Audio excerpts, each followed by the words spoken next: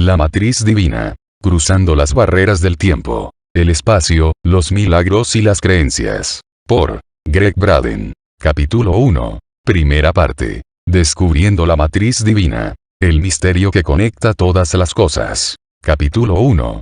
P. ¿Qué hay en el espacio intermedio?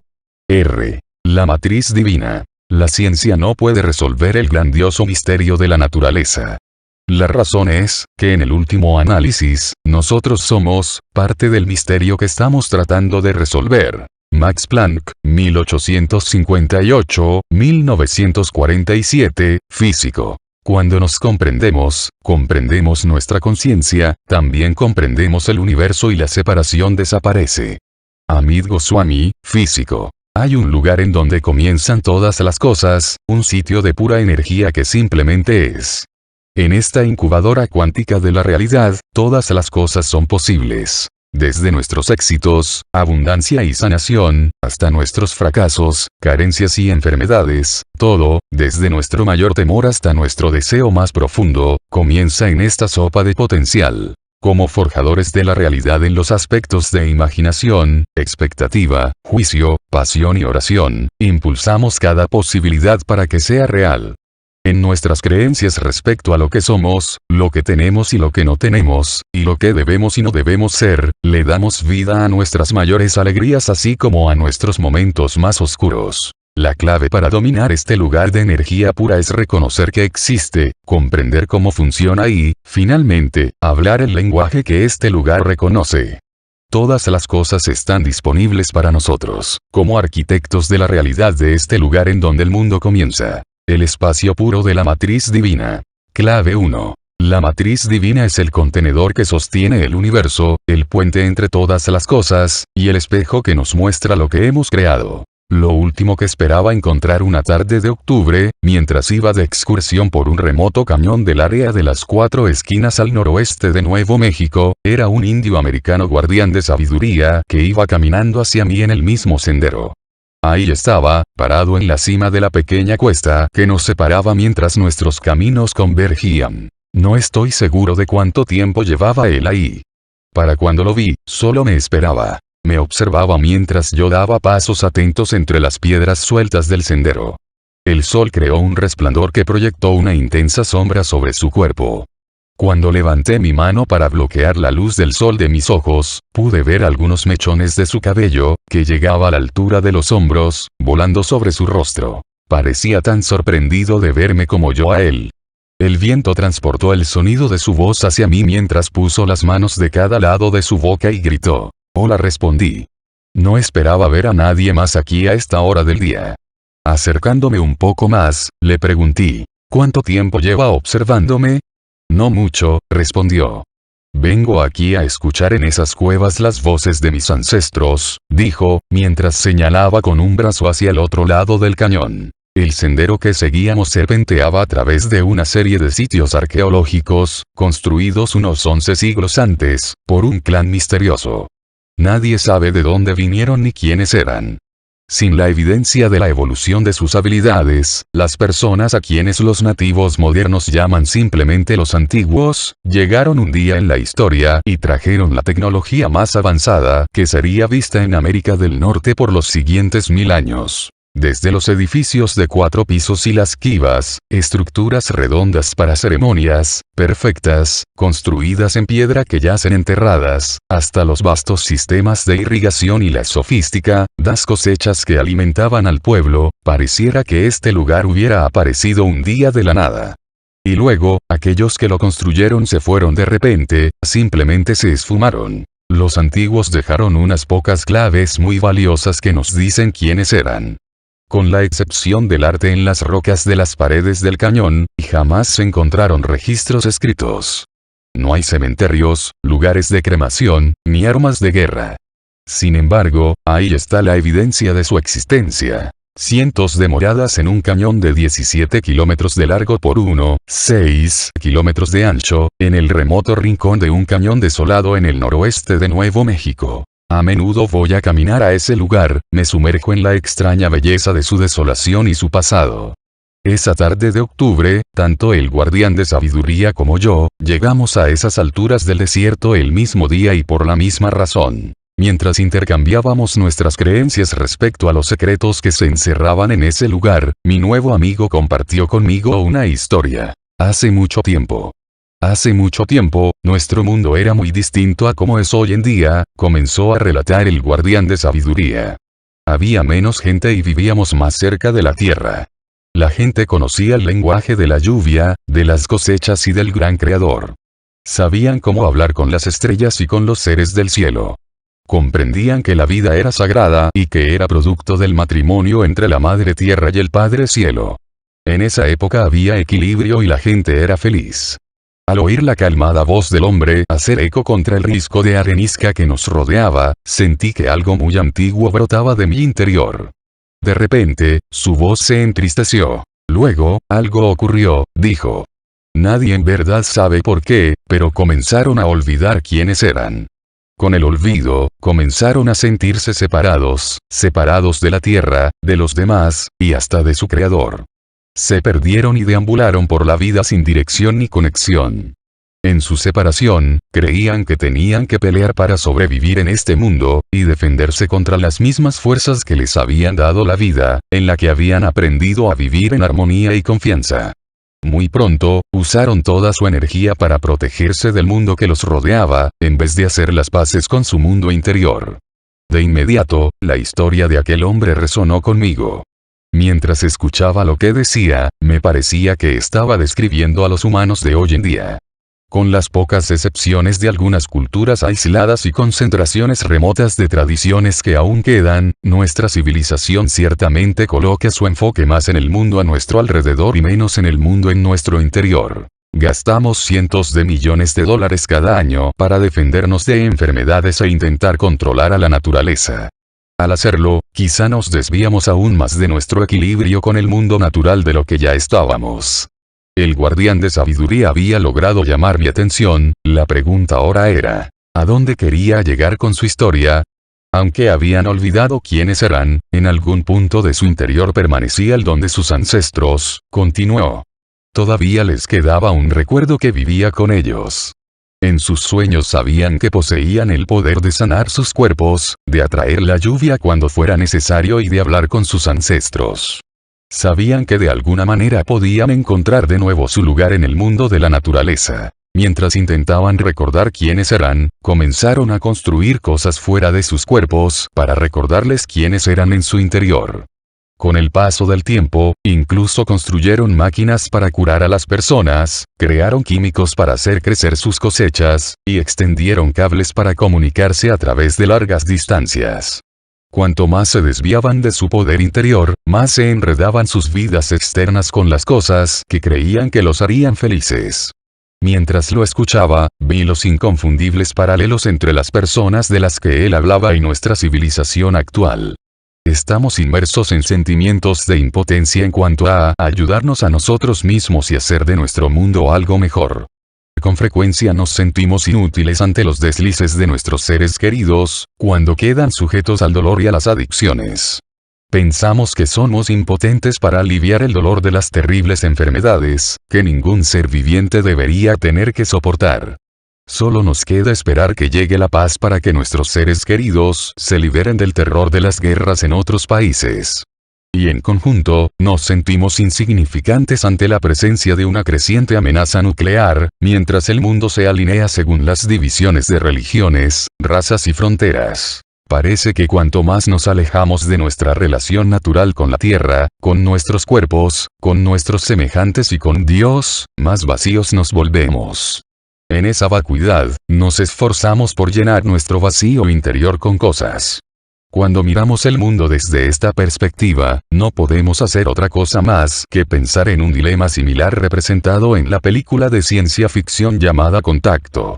El consejero científico del presidente, interpretado por Matthew McConaughey, explora la pregunta fundamental que enfrenta toda sociedad tecnológica.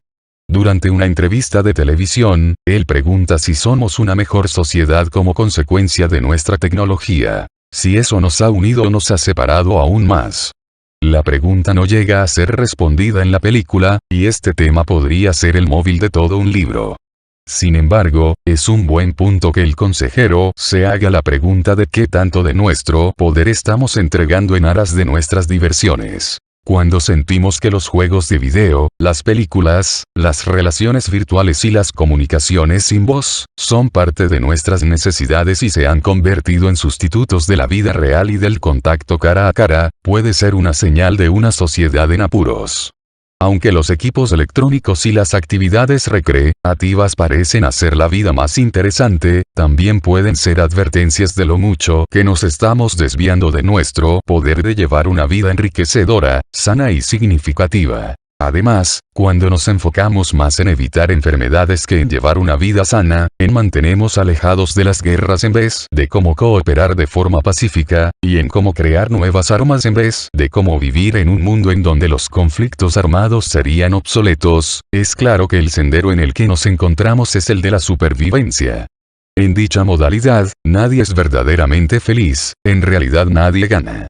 Cuando nos descubrimos viviendo de esta manera, lo obvio que debemos hacer es buscar otro camino. Y esto es precisamente de lo que trata este libro y la razón por la cual comparto con ustedes esta historia. ¿Cómo termina la historia? Le pregunté al guardián de sabiduría. ¿Lograron esas personas encontrar su poder y recordar quiénes eran? Para ese momento, el sol había desaparecido tras los muros del cañón, y por primera vez pude ver en verdad con quién había estado hablando. El hombre de tez bronceada por el sol, estaba de pie al frente mío con una amplia sonrisa al escuchar mi pregunta. Se quedó callado por un momento y luego susurró. Nadie lo sabe porque la historia no ha terminado. Aquellos que se perdieron son nuestros ancestros, y nosotros somos los que estamos escribiendo el final. ¿Usted qué cree? Después de eso, solamente volví a verlo un par de ocasiones en varios lugares de esta tierra y de las comunidades que ambos amamos. No obstante, pienso en él con frecuencia. Cuando veo cómo se están desarrollando los eventos del mundo, recuerdo su historia y me pregunto si completaremos el final en esta vida. ¿Seremos usted y yo quienes recordaremos? Las implicaciones de la historia que el hombre del cañón compartió conmigo son muy vastas. La sabiduría convencional de la historia es que las herramientas de las civilizaciones pasadas, sin importar su antigüedad, fueron de alguna manera menos avanzadas que nuestra tecnología moderna. Aunque es cierto que estas personas pueden no haber usado la ciencia moderna para resolver sus problemas, es posible que hayan tenido algo incluso mejor. En conversaciones con historiadores y arqueólogos, cuyo sustento está basado en interpretar el pasado, este tema es, por lo general, fuente de emociones apasionadas y acaloradas. Si ellos eran tan avanzados, ¿en dónde está la evidencia de su tecnología? Preguntan los expertos. ¿En dónde están sus tostadoras, microondas y equipos de reproducción de video? Me parece muy interesante que para interpretar el desarrollo de una civilización, todo gire en torno a las cosas que construyeron esos individuos. ¿Qué hay de las ideas tras sus obras? Aunque hasta donde sé, es cierto que jamás se han encontrado una televisión ni una cámara digital en las zonas arqueológicas del suroeste de los Estados Unidos. De hecho, en ningún otro lugar. La pregunta es ¿por qué? Es posible que cuando vemos los residuos de civilizaciones avanzadas, como las de Egipto, Perú o el desierto en el suroeste de los Estados Unidos, estamos en verdad siendo testigos de los restos de una tecnología tan avanzada que no necesitaron de tostadoras ni equipos de reproducción de video. Quizá superaron la necesidad de un mundo externo enredado y complejo. Quizá poseían el conocimiento sobre ellos mismos que les brindó la tecnología interna para vivir de manera distinta, conocimiento que hemos olvidado. Esa sabiduría puede haberles proporcionado todo lo que necesitaban para sustentar sus vidas y sanarse de una manera que nosotros apenas estamos comenzando a comprender. Si esto es cierto, entonces quizá no tenemos que ver más allá de la naturaleza para comprender quiénes somos y cuál es nuestro verdadero papel en la vida. Y quizá algunas de nuestras visiones más profundas y poderosas ya están disponibles en los misteriosos descubrimientos del mundo cuántico. Durante el siglo pasado, los físicos descubrieron que la materia de la cual estaban compuestos nuestros cuerpos y el universo, no sigue siempre las leyes claras y ordenadas que han sido consideradas como sagradas desde hace casi 3 siglos por la física. De hecho, en las escalas más minúsculas de nuestro mundo, las mismas partículas de las que estamos hechos, rompen las reglas que dicen que estamos separados mutuamente y limitados en nuestra existencia. Al nivel de las partículas, todo parece estar conectado y ser infinito. Estos descubrimientos sugieren que hay algo en el interior de cada uno de nosotros que no está limitado por el tiempo, el espacio ni la muerte. Lo esencial de estos descubrimientos es que parecemos vivir en un universo no local en donde todo está conectado siempre. Dean Radin, científico de renombre del Instituto de Ciencias Noéticas, ha sido un pionero al explorar exclusivamente lo que significa que vivamos en dicho mundo. La no localidad, nos explica, significa que hay formas en que las cosas que aparecen separadas, de hecho, no lo están. Hay aspectos de nosotros, sugiere Radin, que se extienden más allá del aquí y del ahora y nos permiten extendernos a través del tiempo y del espacio. En otras palabras, el nosotros que vive en nuestros seres físicos no está limitado por la piel y el cabello que definen nuestros cuerpos. Sea lo que sea que decidamos llamar a ese algo misterioso, todos lo tenemos. Y el nuestro se entremezcla con el de todos los demás como parte del campo de energía que impregna todas las cosas. Se cree que este campo es la red cuántica que conecta todo el universo, así como el patrón infinitamente microscópico y energético para todo, desde sanar nuestro cuerpo hasta forjar la paz del mundo. Reconocer nuestro verdadero poder significa que debemos comprender qué es este campo y cómo funciona. Si los antiguos en el cañón al norte de Nuevo México, o para el caso, en cualquier parte del mundo, comprendieron cómo funcionaba esta parte olvidada de nosotros, entonces tiene muchísimo sentido que honremos los conocimientos de nuestros ancestros y encontremos un lugar para su sabiduría en nuestros tiempos. ¿Estamos conectados? ¿Realmente conectados? La ciencia moderna está a punto de encontrar evidencias de uno de los misterios más grandes de todos los tiempos. Es posible que no lo escuche en las noticias vespertinas, ni lo lea en la portada de USA Today o del periódico Taxi Wall Street Journal. No obstante, casi 70 años de investigaciones en el área de la ciencia conocida como la nueva física, está señalando una conclusión de la cual no podemos escapar. Clave 2. Todo en nuestro mundo está conectado con todo lo demás. Así es en realidad. Estas son las noticias que cambian todo y que estremecen por completo las bases de la ciencia tal como la conocemos hoy en día. Bueno, está bien, dice usted, esto ya lo hemos escuchado antes. ¿Qué hace que esta conclusión sea distinta? ¿Qué significa en verdad que estemos tan conectados? Estas son muy buenas preguntas y las respuestas podrían sorprenderlo. La diferencia entre los nuevos descubrimientos y lo que hemos creído previamente es que en el pasado, sencillamente, nos habían dicho que esta conexión existe. Por medio de frases técnicas como dependencia sensible de las condiciones iniciales o el efecto mariposa, y de teorías que sugieren que lo que hacemos aquí tiene un efecto allá, podíamos observar vagamente el papel de la conexión en nuestras vidas. Los nuevos experimentos, sin embargo, nos llevan un paso más adelante. Además de decirnos que estamos conectados con todo, las investigaciones ahora demuestran que esta conexión existe debido a nosotros. Nuestra conexión nos brinda el poder de barajar las cartas a nuestro favor cuando se trata de los resultados de nuestras vidas. En todos los aspectos, desde encontrar el romance y sanar a nuestros seres queridos, hasta el logro de nuestras aspiraciones más profundas, somos una parte integral de todo lo que experimentamos cada día. El hecho de que los descubrimientos demuestran que podemos usar nuestra conexión de forma consciente, abre las puertas a nada menos que nuestra oportunidad de tener acceso al mismo poder que dirige todo el universo. Por medio de la unicidad que reside en su interior, en el mío y en el de todos los seres humanos del planeta, tenemos una línea directa con la misma fuerza que crea todas las cosas, desde los átomos y las estrellas, hasta el ADN de la vida. Sin embargo, hay un pequeño truco. Nuestro poder para hacer esto está dormido hasta que lo despertemos. La clave para despertar tan fascinante poder, es realizar un pequeño giro en la forma como nos vemos en el mundo. Así como los iniciados del poeta Loge descubrieron que podían volar después de recibir un pequeño empujón en el acantilado, como nos dice el poema en la página 5, con un pequeño giro en la percepción, podemos tener acceso a la fuerza más poderosa del universo con el fin de enfrentar las situaciones en apariencia más imposibles. Esto ocurre cuando nos permitimos ver nuestro papel en el mundo de una manera nueva. En razón de que el universo parece como un lugar muy grande, casi demasiado vasto como para siquiera pensar en él, podemos comenzar a vernos de forma distinta en nuestras vidas diarias. El pequeño giro que necesitamos es vernos como parte del mundo en vez de separados de él.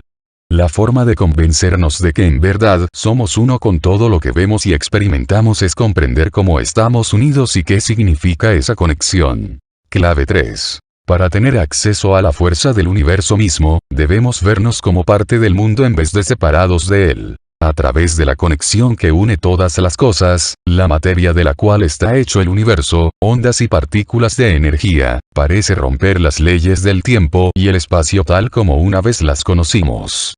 Aunque los detalles pueden sonar como ciencia ficción, son muy reales. Se ha observado, por ejemplo, que las partículas de luz, fotones, se han bilocado, es decir, que han estado en dos lugares distintos separados por muchos kilómetros al preciso instante. Desde el ADN de nuestros cuerpos hasta los átomos de todo lo demás, la naturaleza parece compartir información más rápidamente de lo que Albert Einstein llegó a predecir que cualquier cosa pudiera, más rápido que la velocidad de la luz. En algunos experimentos, los datos han llegado a su destino, antes de salir de su lugar de origen. Históricamente, se supone que era imposible que dicho fenómeno ocurriera, pero en apariencia, no solamente es posible, sino que además podrían estar mostrándonos algo más que unas simples anomalías interesantes de pequeñas unidades de materia. La libertad de movimiento que demuestran las partículas cuánticas, puede revelar cómo funciona el resto del universo cuando vemos más allá de lo que conocemos de física. Aunque estos resultados pueden sonar como un libreto futurista de un episodio de Viaje a las Estrellas, han sido ahora observados bajo el escrutinio de científicos actuales. De forma individual, los experimentos que producen dichos efectos son ciertamente fascinantes y son dignos de más investigaciones. Sin embargo, considerados en conjunto, también sugieren que puede ser que no estemos tan limitados por las leyes de la física como creíamos. Quizá las cosas son capaces de viajar más rápido que a la velocidad de la luz, y quizá pueden. Hoy, más de 100 años después del experimento original, nuevos estudios sugieren que el éter, o algo parecido, sí existe, solo que no aparece como Michelson y Morley lo habían supuesto. Creyendo que el campo debía ser estático y que debería componerse de electricidad y magnetismo, al igual que las otras formas de energía descubiertas a mediados de los años 1800, buscaron el éter como si se tratara de una forma convencional de energía. Pero el éter está lejos de ser convencional. En 1986, Nature publicó un informe sin pretensiones sencillamente titulado Relatividad especial, con implicaciones que estremecen por completo la base del experimento Michelson-Morley, así como todo lo que creíamos sobre nuestra conexión con el mundo. Describe un experimento realizado por un científico llamado E.W. Silvertot, que había sido patrocinado por la Fuerza Aérea de los Estados Unidos. Duplicando el experimento de 1887, pero con equipos mucho más sensibles, Silvertot informó haber detectado un movimiento en el campo del éter. Además, estaba relacionado con precisión con el movimiento de la Tierra a través del espacio, como había sido vaticinado. Este experimento, y otros desde entonces, sugieren que el éter existe de verdad, como lo sugirió Planck en 1944. Aunque experimentos modernos siguen indicando que el campo está ahí, podemos estar seguros de que jamás volverá a ser llamado éter. En los círculos científicos, la pura mención de la palabra conjura adjetivos que van desde pseudociencia hasta disparates. Como veremos en el capítulo 2, la existencia de un campo de energía universal que impregna nuestro mundo ha sido concebida en términos muy distintos. Los experimentos que comprueban su existencia son tan recientes que todavía no se ha escogido un nombre en particular. Independientemente del nombre que decidamos asignarle, definitivamente existe algo. Conecta todas las cosas en nuestro mundo y más allá de él, y nos afecta de formas que apenas estamos comenzando a comprender. ¿Cómo puede entonces haber ocurrido algo así? ¿Cómo es posible que no hayamos descubierto antes una clave tan poderosa para comprender cómo funciona el universo? La respuesta a esta pregunta se reduce a la cuestión básica de la cruzada, que ha creado la controversia más intensa y el debate más acalorado entre las grandes mentes de los 2 últimos siglos, una disputa que continúa hoy en día. Todo es cuestión de cómo nos vemos en el mundo y nuestra interpretación de esa perspectiva. La clave es que la energía que conecta todas las cosas en el universo también es parte de aquello que conecta. En vez de concebir al campo como separado de la realidad diaria, los experimentos nos dicen que el mundo visible de la materia se origina como el campo. Es como si la manta de la matriz divina se extendiera sutilmente a través del universo, y muy de vez en cuando se arrugara aquí y allá en una roca, árbol, planeta, o persona que reconocemos. A fin de cuentas, todas estas cosas son simplemente ondas en el campo, y este giro, sutil pero poderoso, en la manera de pensar, es la clave para tener acceso al poder de la matriz divina en nuestras vidas. Para hacer esto, no obstante, debemos comprender por qué los científicos de hoy en día ven el mundo como lo ven. Breve historia de la física. Reglas diferentes para mundos diferentes. La ciencia es simplemente un lenguaje para describir el mundo de la naturaleza, así como nuestras relaciones con él y con todo el universo. Y es un solo lenguaje. Ha habido otros, conocidos como alquimia y espiritualidad, por ejemplo, que se usaron mucho antes de que apareciera la ciencia. A pesar de que estos no fueron tan sofisticados, en verdad funcionaron. Siempre me sorprende cuando las personas preguntan, ¿qué hicimos antes de la existencia de la ciencia? ¿Acaso sabíamos algo sobre nuestro mundo? La respuesta es un rotundo sí. Sabíamos muchísimo acerca del universo. Lo que sabíamos funcionaba tan bien que proveyó todo un marco de referencia para la comprensión de todas las cosas, desde los orígenes de la vida, por qué nos enfermamos y qué hacer al respecto, hasta calcular los ciclos del Sol, la Luna y las estrellas. Aunque este tipo de conocimiento obviamente no había sido descrito en el lenguaje técnico al que estamos acostumbrados hoy en día, fue de gran utilidad para explicar cómo funcionaban las cosas y por qué eran como eran.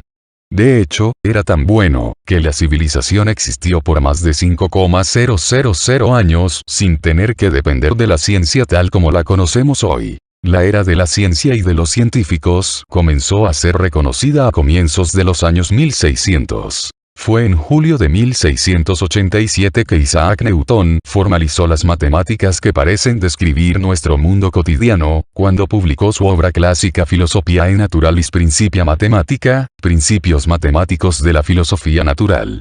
Por más de 200 años, las observaciones de Newton sobre la naturaleza fueron la base del campo científico llamado ahora física clásica. En conjunto con las teorías de Maxwell sobre la electricidad y el magnetismo a finales de los años 1800 y las teorías de la relatividad de Einstein a comienzos de 1900, la física clásica ha logrado un éxito tremendo en explicar las cosas que vemos a gran escala, como el movimiento de los planetas y las manzanas que caen de los árboles. También nos ha sido útil para calcular las órbitas de nuestros satélites e incluso para llevar un hombre a la Luna. Sin embargo, a comienzos del siglo XX, los avances en la ciencia revelaron un lugar en la naturaleza en donde las leyes de Newton sencillamente no parecían funcionar. El minúsculo mundo del átomo. Antes de eso, simplemente no teníamos la tecnología para atisbar el mundo subatómico ni para observar la forma en que se conducen las partículas durante el nacimiento de una estrella en una galaxia distante. En ambos dominios, el más pequeño y el más grande, los científicos comenzaron a ver cosas que no podían explicarse por medio de la física tradicional. Tuvo que desarrollarse una nueva clase de física, con las reglas que explicarían las excepciones a nuestro mundo cotidiano. Las cosas que ocurrían en el dominio de la física cuántica. La definición de la física cuántica yace en su nombre. Quantum quiere decir una cantidad discreta de energía electromagnética, por consiguiente, es la materia de la cual nuestro mundo está compuesto cuando se reduce a su esencia.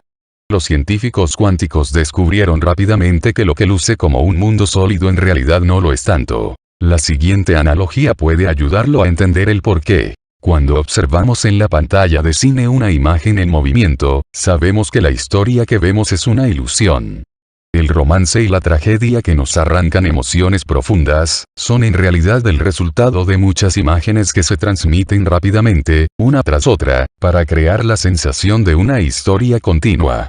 Aunque nuestros ojos en verdad ven las imágenes cuadro por cuadro, nuestro cerebro las fusiona en lo que percibimos como un movimiento continuo. Los físicos cuánticos creen que nuestro mundo funciona de una manera muy semejante. Por ejemplo, lo que percibimos como un gol en un partido de fútbol o un triple salto de un patinador en el programa de deportes del sábado en la tarde, es en realidad, en términos cuánticos, una serie de eventos individuales que ocurren muy rápidamente y muy cercanos uno del otro. Semejante a como muchas imágenes se unen para hacer una película y lucir tan real, la vida en verdad ocurre como minúsculos y breves destellos de luz llamados cuanta. Los cuanta de la vida ocurren de forma tan rápida que a menos que nuestro cerebro esté entrenado para funcionar de manera distinta, como en algunas formas de meditación, sencillamente promedia los impulsos para crear la acción ininterrumpida que vemos en los deportes dominicales. La física cuántica entonces, es el estudio de las cosas que ocurren a una escala muy pequeña, de las fuerzas que yacen bajo nuestro mundo físico. La diferencia en la forma en que el quantum y el mundo diario parecen funcionar, ha creado dos escuelas de pensamiento entre científicos en la física contemporánea, la clásica y la cuántica. Y cada cual tiene sus propias teorías que la apoyan. El gran desafío ha sido enlazar estas dos clases de pensamiento tan distintas en una sola visión del universo, una teoría unificada. Hacer esto requiere de la existencia de algo que llene lo que consideramos espacio vacío. Pero, ¿qué lo ocuparía?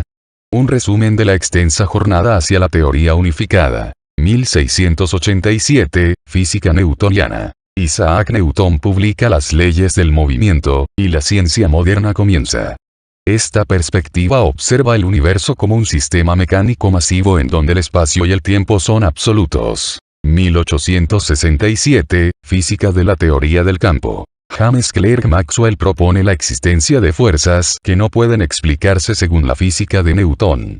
Sus investigaciones, en conjunto con las de Michael Faraday, condujeron al descubrimiento del universo como campos de energía que se relacionan entre sí. 1900, Física cuántica. Max Planck publica su teoría del mundo como destellos de energía llamados cuanta.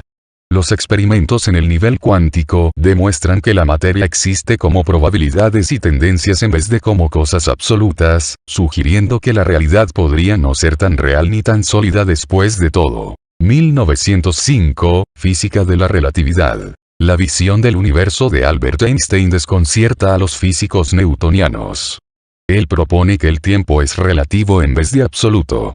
Un aspecto clave de la relatividad es que el tiempo y el espacio no pueden separarse y existen juntos como una cuarta dimensión. 1970, Física de la teoría de cuerdas. Los físicos descubren que las teorías que describen el universo como minúsculas cuerdas vibratorias pueden usarse para explicar las observaciones, tanto del mundo cuántico como del mundo cotidiano. La teoría es aceptada formalmente por la comunidad de la física tradicional en 1984 como un posible puente para unir todas las demás teorías. 20. La nueva y reformada teoría unificada de la física. Algún día en el futuro, los físicos descubrirán una forma de explicar la naturaleza holográfica de lo que observamos en el universo cuántico, así como en nuestro mundo cotidiano. Formularán las ecuaciones para unificar su explicación en una historia consistente. ¿Qué hay en el espacio intermedio? Al inicio de la película Contacto, el personaje principal, la doctora Arroy, protagonizada por Jodie Foster, le formula a su padre la pregunta que se convierte en la consigna para el resto de la película. ¿Estamos solos en el universo? La respuesta de su padre se convierte en el punto de partida o de referencia para las cosas que son verdaderas en la vida de ella. Cuando se encuentra en una situación particularmente vulnerable, como cuando se abre a una relación amorosa o cuando confía en su experiencia en el universo distante a donde es transportada, las palabras de su padre se convierten en el principio que la guía en sus creencias. La respuesta de su padre fue simplemente que si estuviéramos solos en el universo, sería un enorme desperdicio de espacio. De forma muy similar, si creemos que el espacio entre dos cosas está vacío, entonces también parece un enorme desperdicio.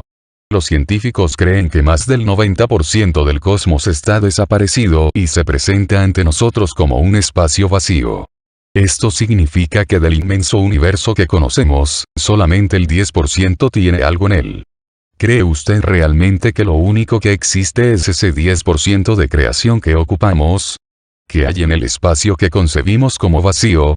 Si de verdad estuviera desocupado, entonces habría una gran pregunta que debe ser contestada. ¿Cómo pueden viajar de un lugar a otro las ondas de energía que transmiten desde nuestras llamadas por celular, hasta la luz que se refleja para llevarle las palabras de esta página a sus ojos? Al igual que el agua lleva de un lado a otro las ondas que se forman cuando se arroja una piedra a un estanque, algo debe existir que transmita las vibraciones de la vida de un punto al otro.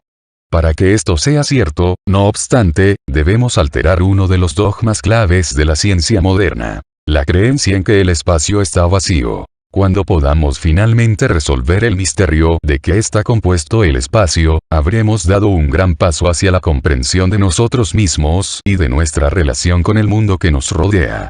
Esta pregunta, como veremos, es tan antigua como el ser humano.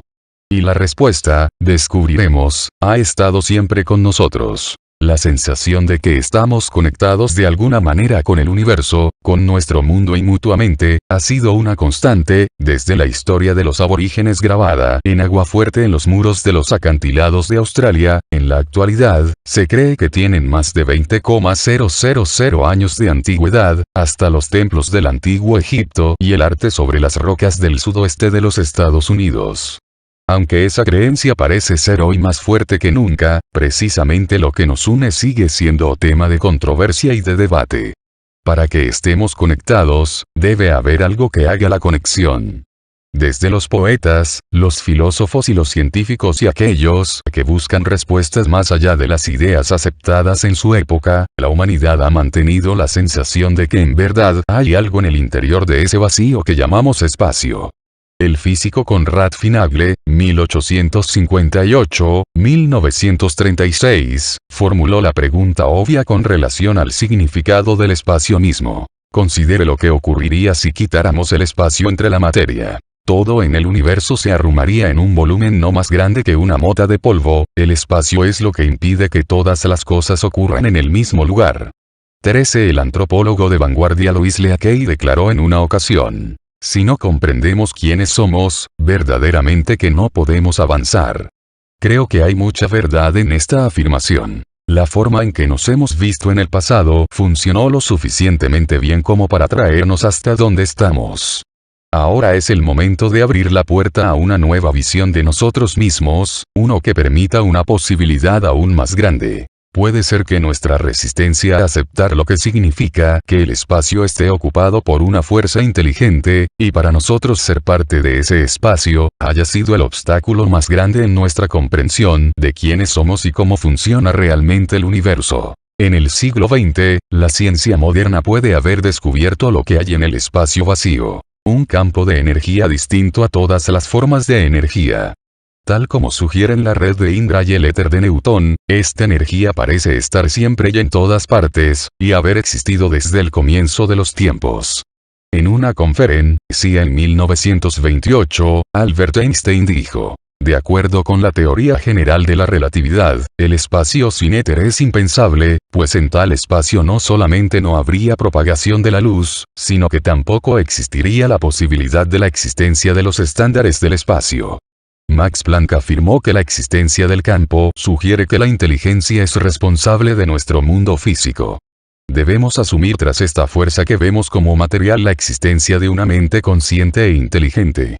Concluyó: esta mente es la matriz de toda la materia, corchetes y cursiva por el autor. La cola del león de Einstein.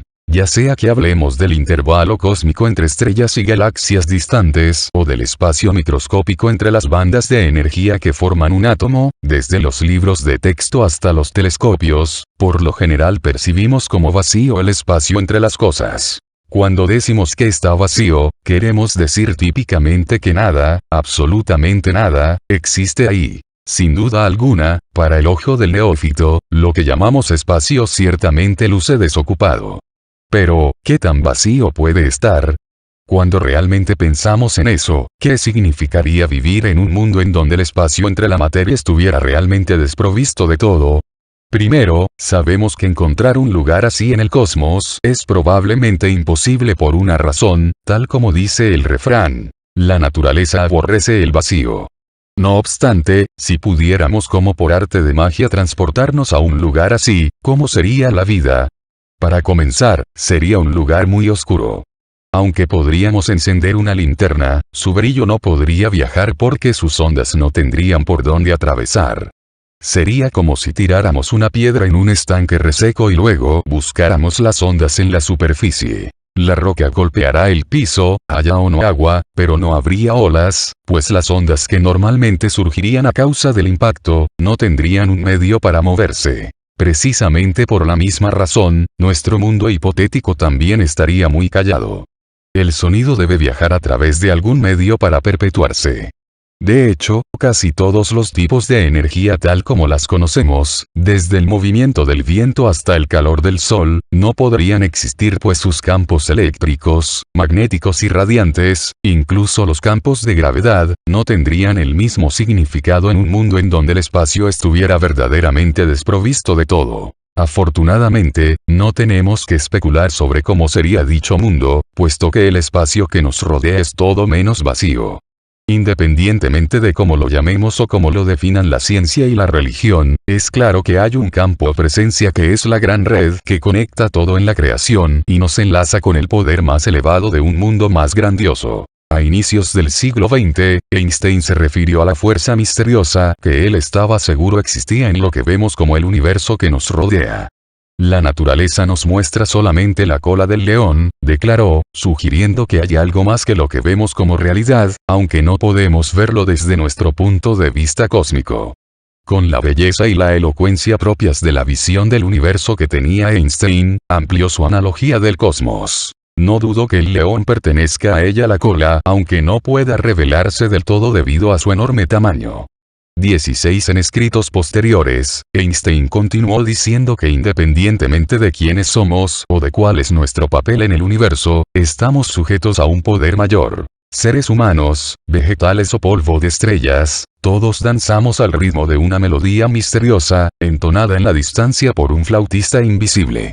Con su declaración respecto a una inteligencia a la base de la creación, Planck había descrito la energía del león de Einstein.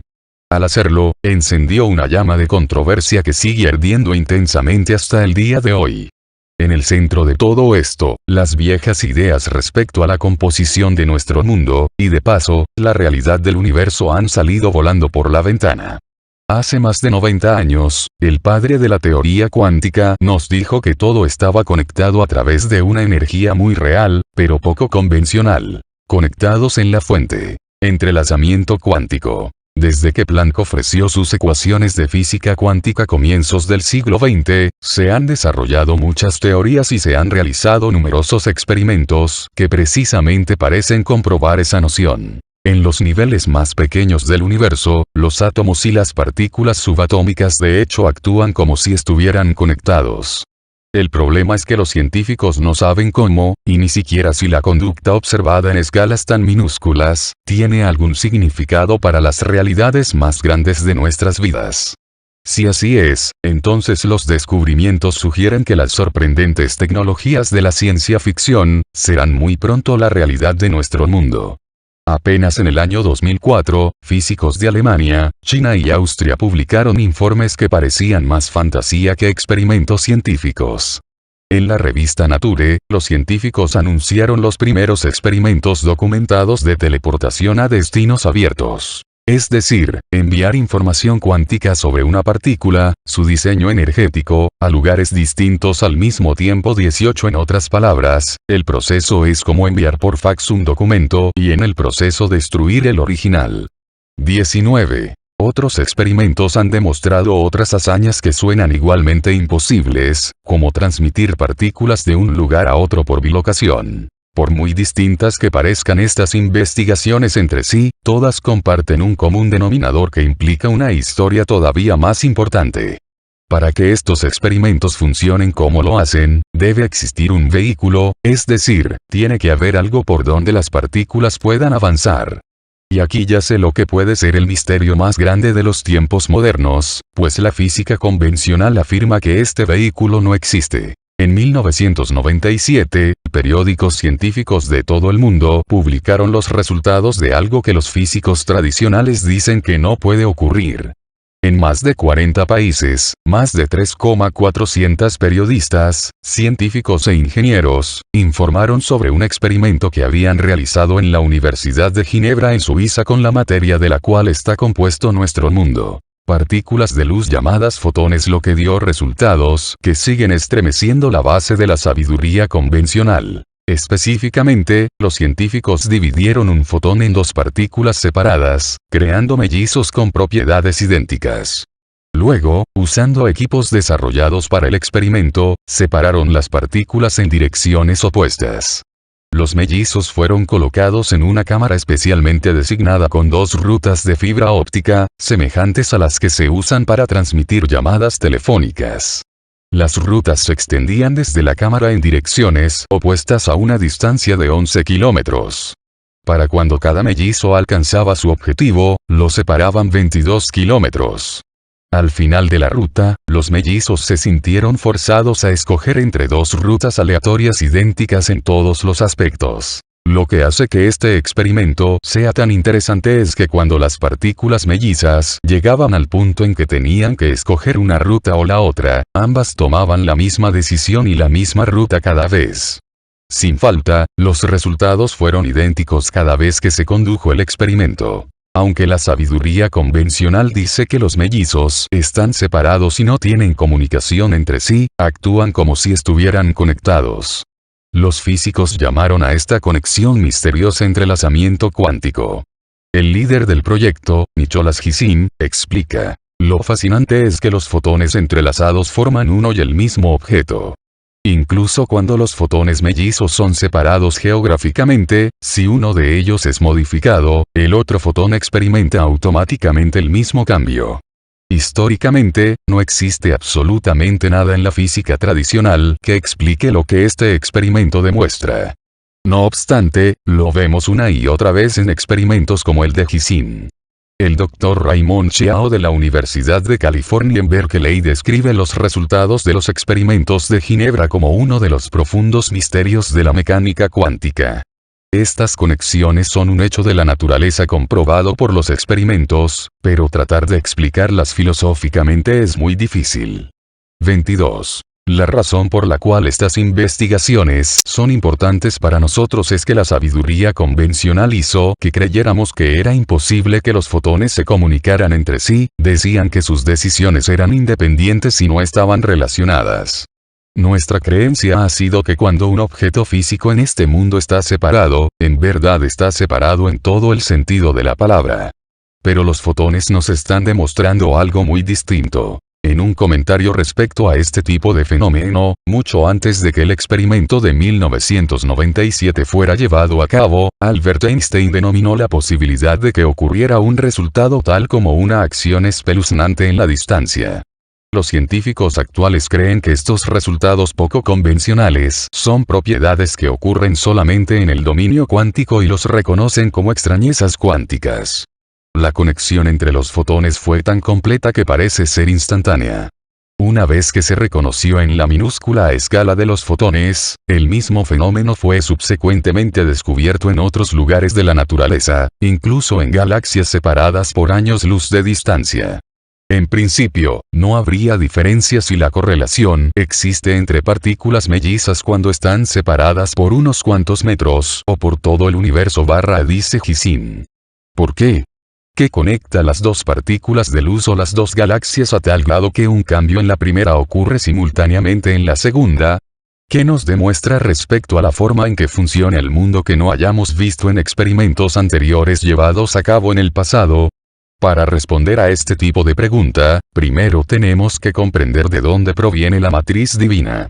Y para hacer esto, tenemos que retroceder muchísimo, hasta la época en que los científicos occidentales creen que todo comenzó, o por lo menos el universo tal como lo conocemos. El origen de la matriz. Los científicos convencionales actuales creen que nuestro universo empezó hace 13 a 20 mil millones de años, con una explosión masiva como jamás había existido antes ni desde entonces.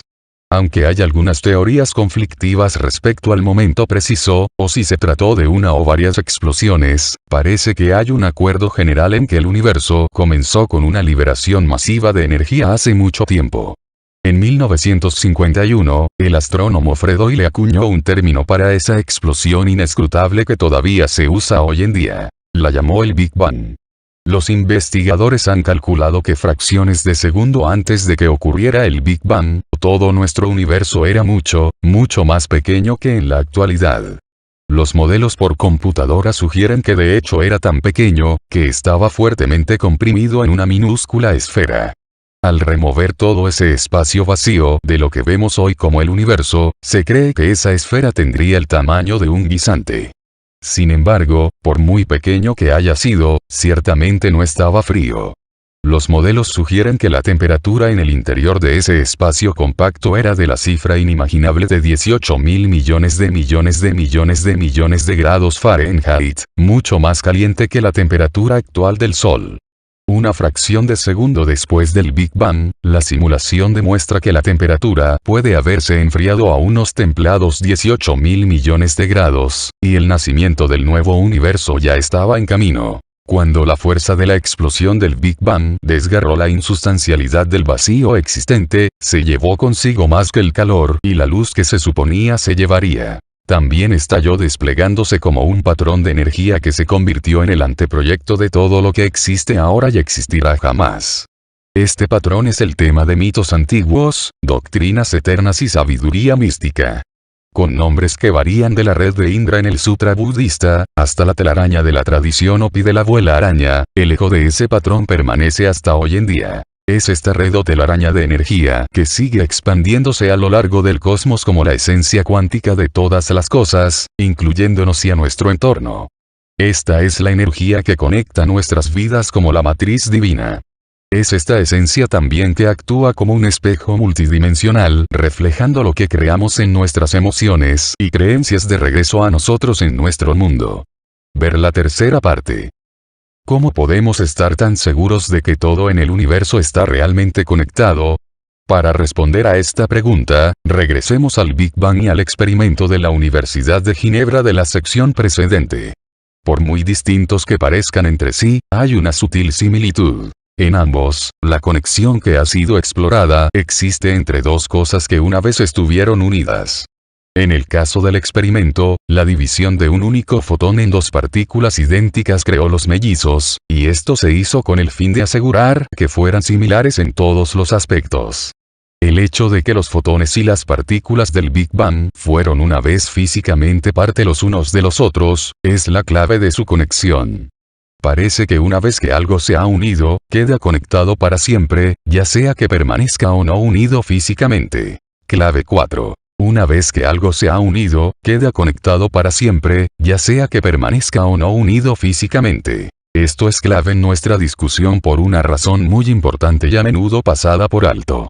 Por muy grande que nos parezca nuestro universo en la actualidad, y a pesar de los miles de millones de años luz que le toma al resplandor de las estrellas más distantes llegar a nuestros ojos, en una época, toda la materia del universo estuvo confinada en un espacio muy pequeño. En ese estado inimaginable de compresión, todo estaba unido físicamente. Cuando la energía del Big Bang hizo que el universo se expandiera, las partículas de la materia se separaron por cantidades de espacio cada vez más grandes. Los experimentos sugieren que independientemente de la cantidad de espacio que separe dos cosas, una vez que se han unido, siempre permanecen conectadas. Existen todas las razones para creer que el estado de entrelazamiento que une las partículas que están separadas, también aplica a la materia de nuestro universo que estaba conectada antes del Big Bang. Técnicamente, todo lo que estuvo comprimido en nuestro cosmos del tamaño de un guisante hace unos 13 a 20 mil millones de años, sigue conectado. Y la energía que conecta todo, es lo que Planck describió como la matriz de todas las cosas. En la actualidad, la ciencia moderna ha refinado nuestra noción de la matriz de Planck, describiéndola como una forma de energía que ha estado en todas partes, presente siempre desde que comenzó el tiempo con el Big Bang. La existencia de este campo implica tres principios que tienen efecto directo en la forma en que vivimos, lo que hacemos, en lo que creemos, e incluso cómo nos sentimos cada día de nuestras vidas. Hay que admitir que estas ideas contradicen directamente muchas creencias firmemente establecidas tanto en la ciencia como la espiritualidad. No obstante, al mismo tiempo, son precisamente estos principios los que abren la puerta a un estilo de vida empoderado y positivo de ver nuestro mundo y de llevar nuestras vidas. 1. El primer principio sugiere que puesto que todo existe dentro de la matriz divina, todas las cosas están conectadas. Si así es, entonces lo que hacemos en una parte de nuestras vidas debe tener efecto e influencia en otras partes. 2. El segundo principio propone que la matriz divina es holográfica, lo que quiere decir que cualquier porción del campo contiene todo lo del campo. Se cree que la conciencia por sí misma es holográfica, esto significa que la oración que hacemos en la sala de nuestras casas, por ejemplo, ya existe con nuestros seres amados y en el lugar a donde fue dirigida. En otras palabras, no hace falta enviar nuestras oraciones a ningún lugar, porque ya existen en todas partes. 3. El tercer principio implica que el pasado, el presente y el futuro están íntimamente unidos. La matriz parece ser el recipiente que contiene el tiempo, ofreciendo continuidad entre las opciones de nuestro presente y las experiencias de nuestro futuro. Independientemente de cómo lo llamemos o cómo lo definan la ciencia y la religión, es claro que hay algo más. Una fuerza, un campo, una presencia, que es la gran red que nos conecta con nuestro mundo, mutuamente y con un poder mayor. Si podemos llegar a comprender verdaderamente los tres principios que nos hablan de nuestra relación con los demás, con el universo, con nosotros mismos, entonces los eventos de nuestras vidas adquieren un significado totalmente nuevo. Nos volvemos partícipes en lugar de víctimas de fuerzas que no podemos ver o entender. Nuestro empoderamiento